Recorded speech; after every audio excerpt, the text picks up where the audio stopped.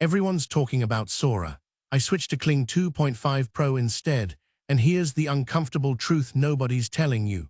What you'll learn today: why Kling's realism will genuinely impress you, the specific consistency problem that will frustrate you, and it's not what most reviews say, and whether it's actually worth your money in 2026.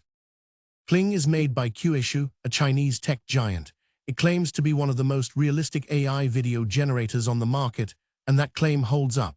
I tested version 2.5 Pro, accessed through FOMO AI, on a demanding creative project, recreating historical WW2 footage with period-accurate detail. Ship movements, ocean atmosphere, wartime aesthetics. If it can handle that, it can handle most things. The realism is the real deal. Skin texture, fabric, glass reflections, environmental haze, all behave like they were shot through an actual camera lens. For my D-Day project, I needed footage that felt like 1944, and Kling delivered that atmosphere better than anything else I tested at this price point. Within a single clip, it's also remarkably stable.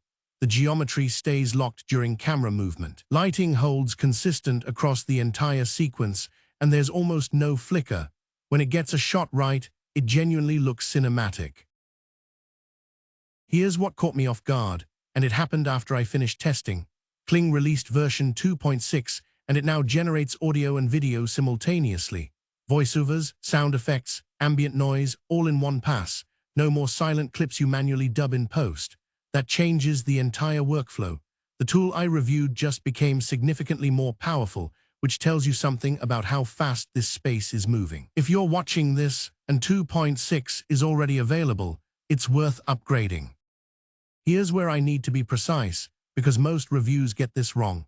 The consistency problem in Kling isn't within a single clip. Inside one generation, it's actually solid. The issue is cross-clip consistency. If you're building a multi-shot narrative, same character, same face, same costume across multiple clips, Kling will quietly betray you. Each generation drifts slightly from the last.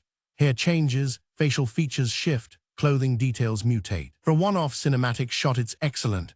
For storytelling across scenes, it's a real limitation.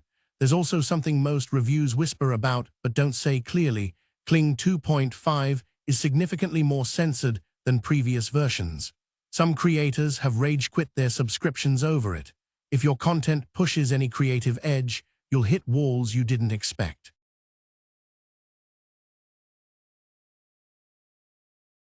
Three tips to get more out of it. Tip 1. Design your project in isolated standalone shots, not continuous sequences. Work with the cross-clip limitation rather than against it. Each clip should tell its own visual story. Tip 2. Always use image-to-video over text-to-video when realism matters. Give it a strong reference image first. The quality jump is noticeable, and you'll waste far fewer credits. Tip 3. Access it through an aggregator like FOMO AI rather than subscribing directly. You get flexibility across multiple models without locking into one platform, especially useful as new versions drop fast.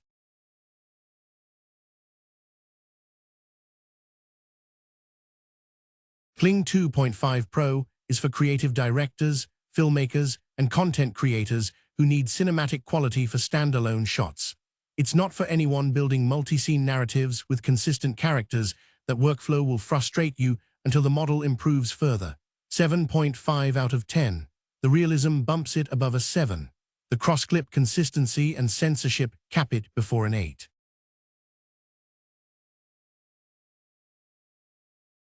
Stay tuned for the bonus prompt at the end. One prompt you can drop straight into Kling right now and get a cinematic result on your first try. And if this saved you the cost of a bad subscription, that's exactly what this channel is for. Subscribe, because next up I test another tool everyone's hyping and tell you whether it's actually worth it.